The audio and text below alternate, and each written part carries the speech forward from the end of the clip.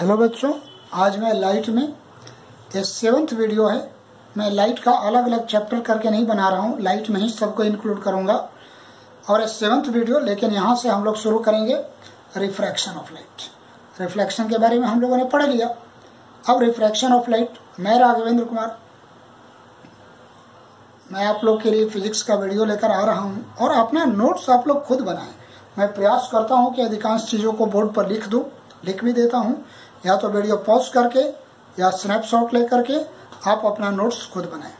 खुद का बनाया हुआ नोट ये दुनिया का सबसे बेहतर नोट होता है। आपके बेहतर अंडरस्टैंडिंग उसमें रहती है और रेडीमेड नोट्स का कोई मतलब नहीं होता है। वो तो बहुत जगह लिखा हुआ है, किताबों में भी, उसका कोई लेना देना नहीं है। आज है कल नहीं रहेगा, आपके दिमाग में नहीं जाएगी वो चीज़। तो कलम और कॉपी लेकर बैठे और अपना नोट्स भी बनाते रहें। फिजिक्स बहुत इजी चैप्टर है, step by step with clear concept in simplest and easiest way. Step by step, simplest and easiest way with concept. 3 चीजें याद रखना है साइंस पढ़ते समय। स्टेप वाइज पहला, दूसरा सिंपलेस्ट वे में, और तीसरा विथ कंसेप्ट। अगर आप पढ़ते जाते हैं तो निश्चित रूप से आपका फिजिक्स और मैथ्स ठीक होते चलेगा। डरिए नहीं, डट कर पढ़िए, खुशी खुशी पढ़िए, मुस्कुराते भी रहिए पढ़ते समय। तो आज के हेडिंग हम लगाते हैं रिफ्रैक्शन ऑफ लाइट। रिफ्रैक्शन, थोड़ा सा प्रोनाउंसिएशन में बहुत हल्का डिफरेंस है, तो याद रखेंगे रिफ्रैक्शन ऑफ लाइट। ये हम लोग का आज का हेडिंग है। रिफ्लेक्शन के बारे में तो हम लोग देख लिया था कि लाइट जब एक मीडियम से दूसरे मीडियम में जाती है, एक मीडियम जब मिरर पर टकराती है तो रिटर्न होकर उसी मीडियम में लौट जाती है। ये तो रिफ्लेक्शन में हमने देख ही लिया था। अब रिफ्रैक्शन की चर्चा करते हैं। तो कहता क्या है बच्चों कि इस बार हम लोग क्या करेंगे कि एक ग्लास स्लैब ले लेते हैं। ऐसे ग्लास स्लैब क्या होता है? एक ट्रांसपेरेंट मीडियम है। एक्चुअली एक 3 डायमेंशनल फिगर होता है। मैं तो यहाँ रेक्टेंगल जैसा बना दिया। एक्चुअली वो क्या होता है? एक 3 डायमेंशनल फिगर होता है। मैं थोड़ा सा आपको हिंट कर देता हूँ। देखिए, इसी तरीके का होता है और हम लोग इसको ऐसे कॉपी पर रख देते हैं और इसके आउटर लाइन को पेंसिल से ड्रॉ करते हैं। तो पेपर पर चूंकि ट्रायंगल ही बनेगा, ये ऊपर वाला हाइट तो पेपर पर आएगा ही नहीं, तो आपको नहीं दिखेगा, तो आपको ऐसा ही दिखेगा। लेकिन रियल में ऐसा होता है और ये ट्रांसपेरेंट है। इधर से देखिएगा तो इधर का कोई चीज आपको, अगर हम पिन यहाँ पर गाड़ दें तो इधर से देख करके आप इसको देख सकते हैं। तो लैब में एक्सपेरिमेंट करिएगा तो एक्सपेरिमेंटली आपको पता चल जाएगा कि ये कैसे होता है। अब आइए थोड़ा सा मैं बात करता हूँ। मैं क्या करता हूँ कि एक लाइट रे को लेकर ऐसे जाता हूँ। ऐसे क्या होगा बच्चों? क्या उम्मीद करते हैं? हम लोग ये उम्मीद करते हैं कि it should travel in the straight line. It should travel in the straight line.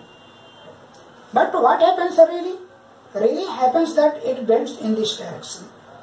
This means when the light goes from one medium to another medium, then it changes its path. This medium is air and this medium is glass. The light is going from one medium to another medium in a refraction and it is changing the path. When the light, अब इसको लिख लेंगे, यही definition है। When the light goes from one medium to another medium,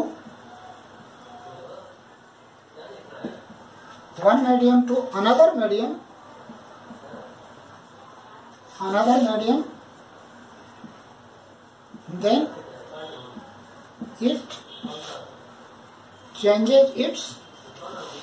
its path.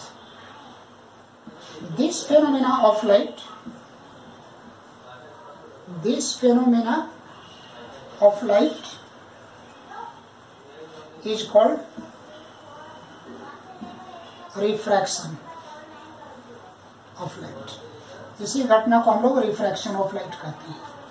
When the light goes from one medium to another medium, then it changes its path. This phenomena of light is called the refraction of light. इसको refraction of light कहते हैं। Point 1 हो गया, ये definition हो गया। अब यहाँ पर देखिए एक बड़ी इंटरेस्टिंग चीज है कि ये जो लाइट है इसको इंसिडेंट रे कहेंगे it is called the incident ray, और इस लाइट को कहते हैं रिफ्रैक्टेड रे, रिफ्रैक्टेड रे। और यहाँ पर एक पॉइंट ऑफ इंसिडेंस है, यहाँ पर एक परपेंडिकुलर ऐसे ड्रॉ कर दीजिए, तो परपेंडिकुलर और एंगल ऑफ इंसिडेंस के बीच में जो एंगल बनेगा it is called the perpendicular, यानी नॉर्मल और इंसिडेंट रे के बीच में जो एंगल बनेगा it is called the angle of incidence. इसकी चर्चा तो पिछले बार भी हुआ था। एंड रिफ्रैक्टेड रे एंड नॉर्मल के बीच में जो एंगल बनेगा it is called the angle of refraction. इसको डिनोट तो आर से ही करेंगे, लेकिन इसका नाम है एंगल ऑफ रिफ्रैक्शन। ठीक है, अब इतने बातें जान लिए। क्या क्या जान लिए? Incident ray, A ray coming towards the surface. दूसरा है कि रिफ्रैक्टेड रे, the light going into another medium is called the refracted रे, and perpendicular drawn at the point of incidence is called the normal. Angle form between incident ray and normal is called the angle of incidence, and angle form between refracted रे and normal is called the angle of refraction. तो इतने definition फिर से आप चाहें तो लिख लें, हालांकि एग्जाम में पूछा नहीं जाता है, but you can write for your convenience. तो अब इसके बाद ये सब मिटा देते हैं, अभी सब की जरूरत नहीं है हमको। अब यहाँ पर बच्चों हम लोग लेकर आएंगे 2 पॉइंट। सबसे पहला पॉइंट तो है कि लाइट, अब हम लोग मानकर चलते हैं कि एयर की डेंसिटी कम है, तो डेंसिटी कम है तो इसको रेयर मीडियम कहेंगे। ग्लास की डेंसिटी ज्यादा है तो इसको डेंसर मीडियम कहेंगे। तो पहली बात क्या हुआ कि लाइट जब रेयर से डेंसर में जा रही थी तो ऐसे जाना चाहिए था, लेकिन वो क्या किया, नॉर्मल की तरफ बेंड कर गया। तो एक रूल है, इसको हम लोग को लिख लेना है, यानी when the light goes from rarer to denser medium,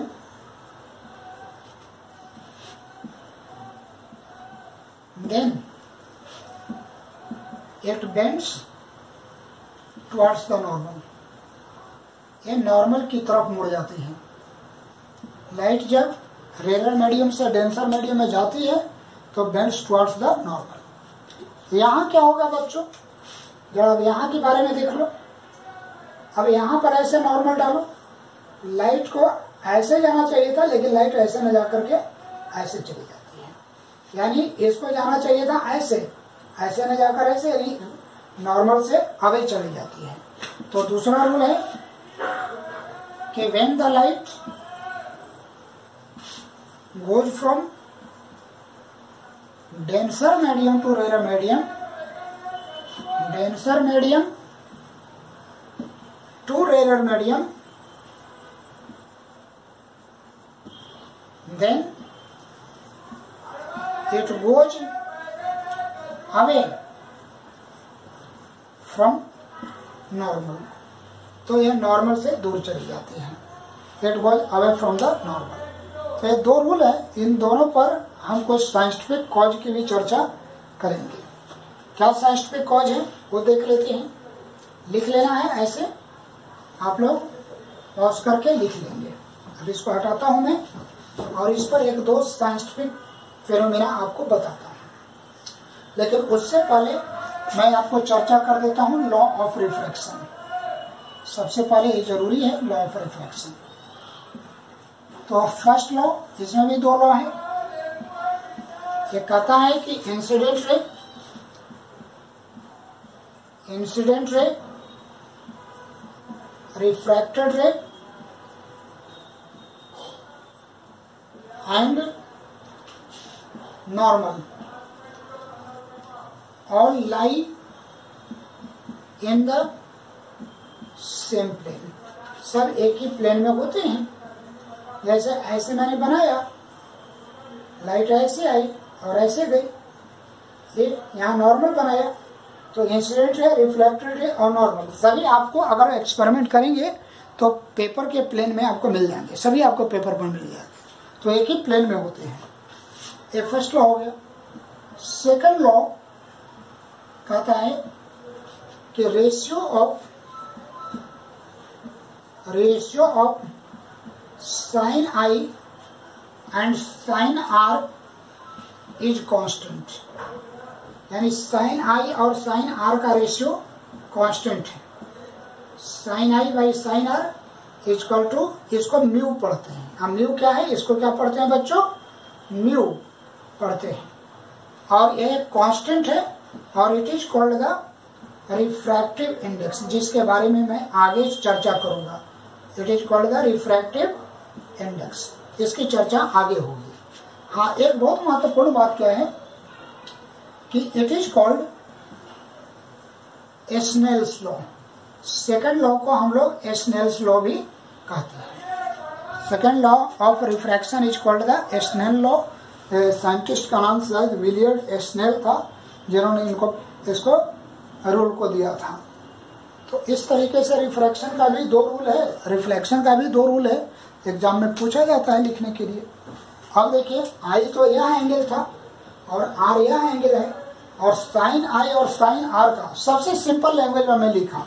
हालांकि इसको बहुत बड़े बड़े लैंग्वेज में भी बुक में लिखे हुए हैं, 2 लाइन 3 लाइन में, लेकिन मैं बहुत सिंपली ऐसे समझने के व्यू से लिखा हूँ, और बिल्कुल ठीक है, गलत नहीं है। अब मैं साइंटिफिक कॉज की चर्चा कर रहा था, अब उसको भी बारे में थोड़ा बता दूं आप लोग को।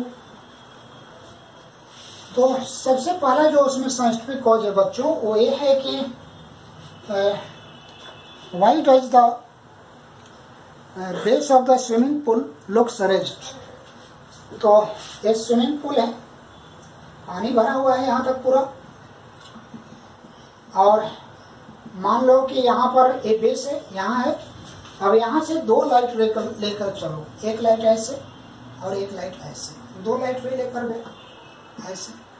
यहाँ पर नॉर्मल ड्रॉ करो, तो लाइट वाटर से एयर में जा रही है, यानी डेंसर टू रेयर जा रही है, so it will go away from the normal. Rule बताए थे कि डेंसर टू रेयर जाएगी तो अवे फ्रॉम द नॉर्मल, यानी ऐसे चली जाएगी। यहाँ भी नॉर्मल बनाइए ऐसे, और light away from the normal इधर चली जाएगी, जाना चाहिए तो थोड़ा सीधा। और दोनों रिफ्रैक्टेड रे को जब पीछे मिलाएंगे पढ़ेंगे तो यहाँ पर जाकर मिलेगा। तो देखिए, रियल पोजीशन से इतना हाइट ऊपर चला जाता है, हाइट रेज हो जाता है। तो कैसे लिखोगे इसको, मैं बोल रहा हूं, तुम लोग लिखना।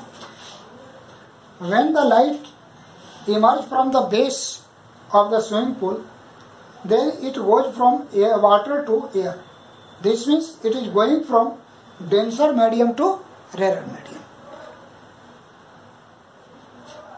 So it goes away from the normal after the refraction.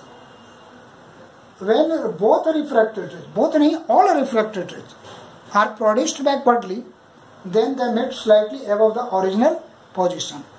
It gives the rest position. क्योंकि रियल पोजिशन तो देखिए, रियल हाइट तो ये था, लेकिन अब आपको इतना ही दिखेगा, यानी इतना हाइट ऊपर बढ़ गया, रेस्ट हाइट हो गया। तो इस तरीके से रेस्ट दिखती है, यानी जितना गहराई स्विमिंग पूल का है उससे कहीं ज्यादा कम गहरा दिखता है।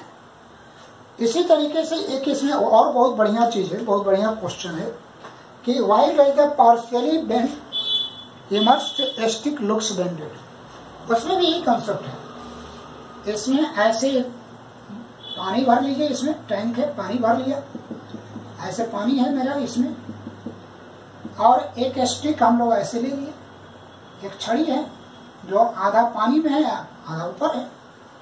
अब यहाँ से जब लाइट चलेगी, 2 लाइट रे लेकर चलिए ऐसे, तो वाटर टू एयर यानी डेंसर टू रेयर जा रही है। फिर यहाँ परपेंडिकुलर ड्रॉ करेंगे दोनों जगह पर, it will go away from the normal ऐसे, and when both rays are produced backwardly, then they meet slightly above the original position.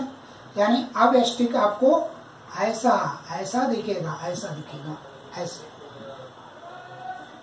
दिखेगा, तो बेंडेड दिखेगा। यहाँ से लगेगा कि मुड़ा हुआ है। ये तो घर में भी एक्सपेरिमेंट कर सकते हो, आधा हाथ पानी में ऐसा डाल करके तिरछा करके देखो, पानी में आधा हाथ डाल करके आधा छड़ी डाल करके घर में देखो, तो ये भी रिफ्रैक्शन ऑफ लाइट की घटना है।